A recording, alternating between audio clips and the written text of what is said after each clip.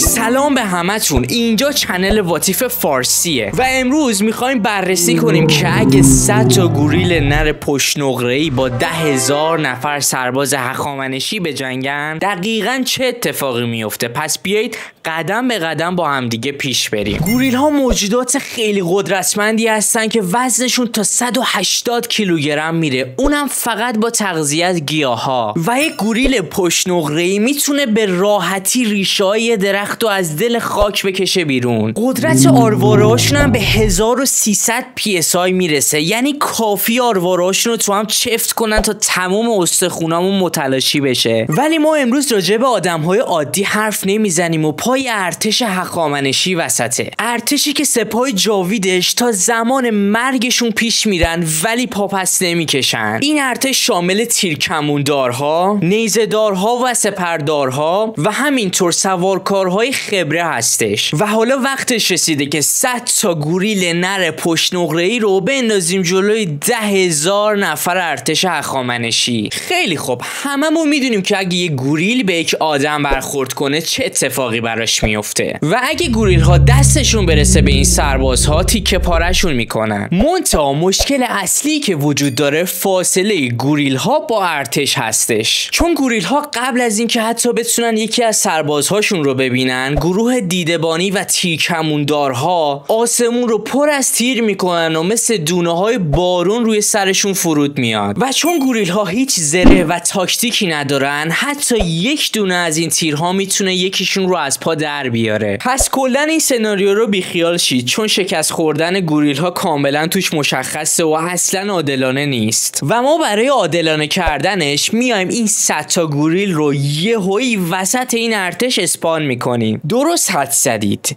وحشت هزاران هزار سرباز. درسته که ارتش هخامنش نترسن، ولی آیا آموزش دیدن و آماده این هستن که کلی غول 2 متری کنارشون ببینن؟ و حالا وقت قدرت نمایی کردن و ایجاد یه ترس مهیب بین ارتش هخامنش هستن. بیایید اول از ارتش تیرکموندارها شروع کنیم. درسته که اونا توی کار خودشون خیلی حرفه‌این، ولی آیا آماده جنگ رو در رو هستن؟ قطعاً نه. و با ترس اولین نفرشون دومینوی وحشت را میفته و حموم خون شکل میگیره و گوریل ها مثل تایتان ها از روشون رد میشن و خیلی کم آسیب میبینن. ولی جالبه که بدونید توی ارتش کماندارها فیل های آموزش دیده و قدرتمندی هم هستن. درسته که ما خیلی از این فیل ها نداشتیم و بیشتر هندی ها بودن که از فیل توی جنگاشون استفاده میکردن، ولی با همین تعداد کم هم اگر فیل ها به سمت جلو حمله کنن میتونن گوریل ها رو زیر پاشون له کنن. ولی مشکل بزرگی که وجود داره اینه که فیل ها وقتی بترسن فقط میدوئن و ممکنه کلی سرباز رو زیر پاشون له کنن و به ازای هر یه گوریلی که میکشن کلی تیرکموندار رو زیر پاشون له میکنن و ضررشون بیشتر از فایدهشونه. حالا که وضعیت تیرکموندارها مشخص شد، بیایم سپرداران رو بررسی کنیم، چون اونها دقیقاً برای جنگ ها و نبردهای رو در رو و نزدیک تعلیم دیدن و بهترین وضعیت رو کنترل میکنن. و اینجاست که اولین و بزرگترین ضعف گوریل ها مشخص میشه. درسته که اونا اولش مثل بمب ساعتی عمل میکنن و گرد و خاک میکنن، ولی جنگ ماراتون فرسایشیه و گوریل ها خیلی زود خسته و کند میشن. اونها گوریل ها رو از همدیگه جدا میکنن، محاصره 3 طرفه میکنن و اونقدر عقب جلو میکنن تا گوریل ها خسته بشن. و این رو هم اضافه کنم که توی این فرضیه نه گوریل ها اجازه فرار کردن از دست انسان ها رو دارن، نه ارتش هخامنش اجازه فرار کردن رو، و مجبورن که تا آخرین نفس با همدیگه مبارزه کنن. در نهایت سپاه جاویدان تلفات خیلی زیادی میشه، ولی اونا موفق میشن که همه گوریل های اون بخش رو از پا در بیارن. خیلی خوب، در نهایت میرسیم به بخش سوم، یعنی سوارکارها. و ازتون میخوام اگر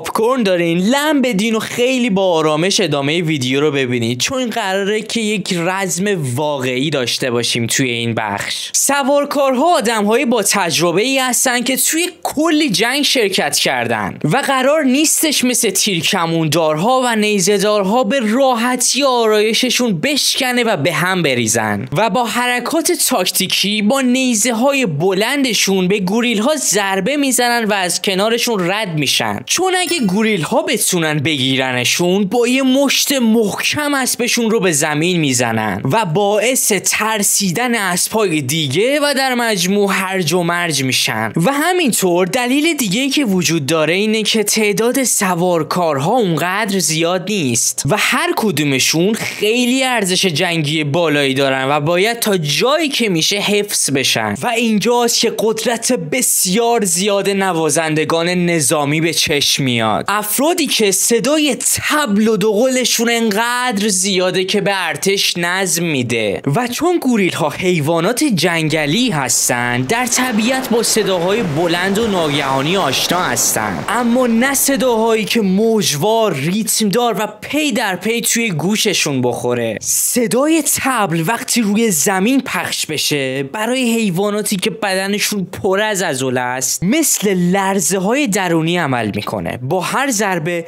انگار نبض زمین زیر پاهاشون میتپه و برای سربازها این صدا یعنی نظم، یعنی فرماندهی، یعنی که کنترل اینجا الان با ماست. اما برای گوریل هایی که در اوج خستگی هنوز دنبال نقطه امن میگردن این صدا ضربه دومه، ضربه روانی. و هر چقدر که با مشت به سینه هاشون بکوبن، غرش کنن و فریاد بزنن، بین این صداها گم میشه. سوار نظام ها که از قبل منتظر همین فرصت بودن با سرعت به جلو میتازن. صدای سم اسب‌ها با طبل‌ها هماهنگ میشه، انگار کل میدان جنگ تبدیل شده به یه ارکستر مرگ. نیزه ها از بالا فرود میاد و گوریل هایی که سعی میکنن حمله کنن با ضربات دقیقی که به سرشون میخوره به عقب پرت میشن و گوریل ها میتونن با ناامیدی شاهد مرگشون باشن، چون سپردارانی که موفق به کشتن گوریل های قسمت خودشون بودن حالا به سوارکارها اضافه شدن